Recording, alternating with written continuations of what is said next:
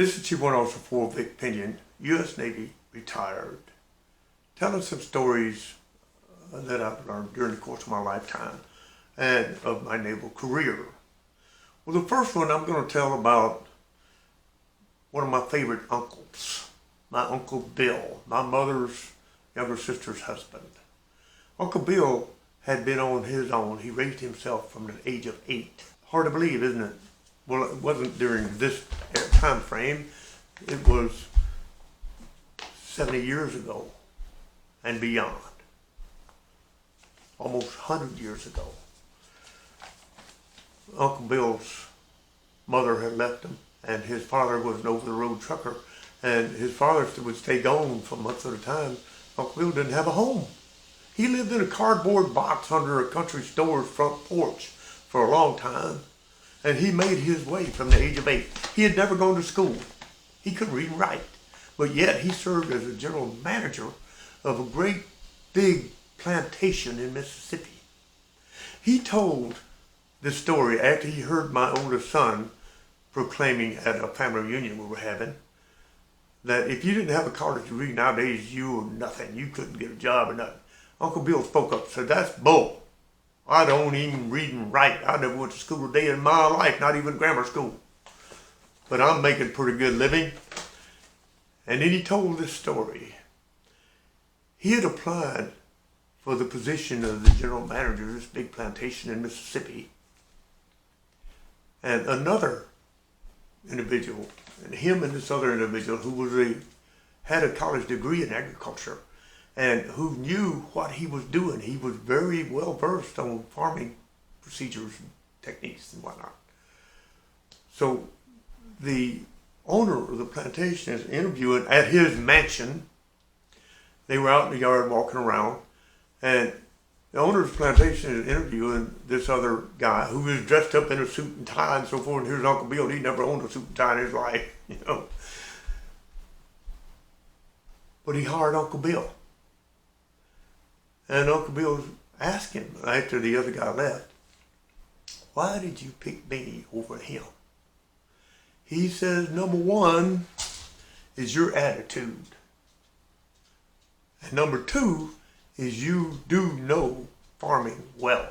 And Uncle Bill, "Yeah, but that guy's got a college degree in agriculture and he's experienced as a farmer."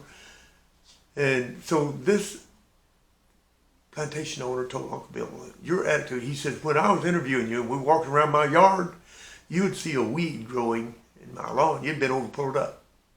You didn't have to do that. But that told me that you're a man that sees things that need to be done and you simply do them. And that's why I hired you, is your attitude." So Uncle Bill made his point well, I thought. I'm still very impressed with him. The rest of this lesson is on attitude. I'm going to summarize this particular attitude lesson. People follow their leaders' examples. They just do. They may not like it at first if you're changing the way they normally do business, but if you continue to press on with the good attitude and paying attention to business and taking care of business, they'll come around. They will. When a person, I wrote this years ago. When a person who holds a leadership position is lazy or shirks responsibility, the same can be expected of the crew. That laziness or goal breaking by the leader sets the examples and establishes a poor attitude throughout his organization. It shortchanges his crew.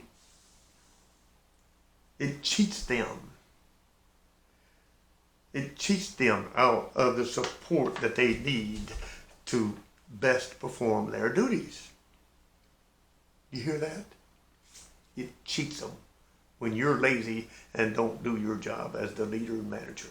It is easy to identify a leader who has a poor attitude. Just look at what he's in charge of, he or she is in charge of.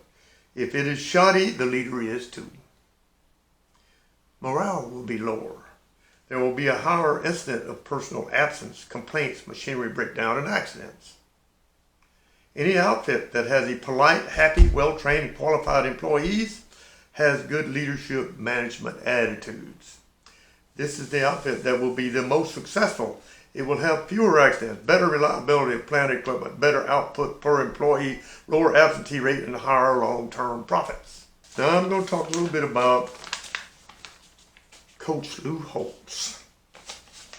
I read his book, Win Every Day. I highly recommend it to anybody that cares about leadership. But I read his book, and he valued the people that wanted it the most, the people that worked the hardest to get it, to develop their skill, to succeed. He valued them higher than he did the ones that had the natural talent, that didn't seem to have to apply themselves. They could throw the ball more accurately and further and so forth, and they could catch it and they could run with it and score and whatnot, but with natural talent. But he preferred, yeah, you had to have those ones with natural talent because that is what they do. Well, the ones that want it and work for it, they're going to win for you. And he told a story when he was the head coach of a college football team in Wisconsin, I think. University of Wisconsin, I think it's that. I'm not sure.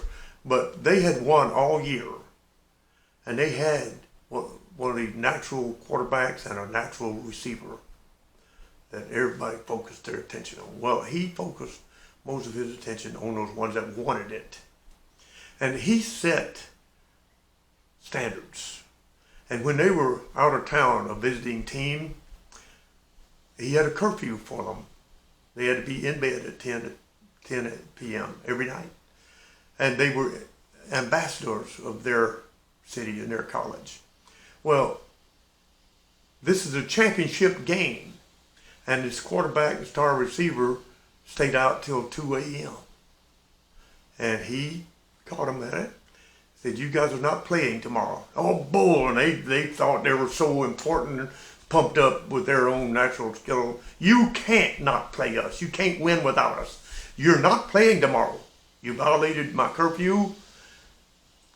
You're not playing tomorrow. I'm playing the backups. Well, they went to the college dean and so forth and other important people, and they come to the coach. You will play these two men. No, I won't. Well, the college dean or athletic director, whoever it was, if you lose this game, you're out of here. Is that clear? Coach Holtz stood his ground, and they won. Hallelujah. God bless you, Coach Holtz. You stood your ground. You're a professional coach. Love you to pieces. Your attitude is deserving of being emanated by everyone on this planet. Y'all carry on.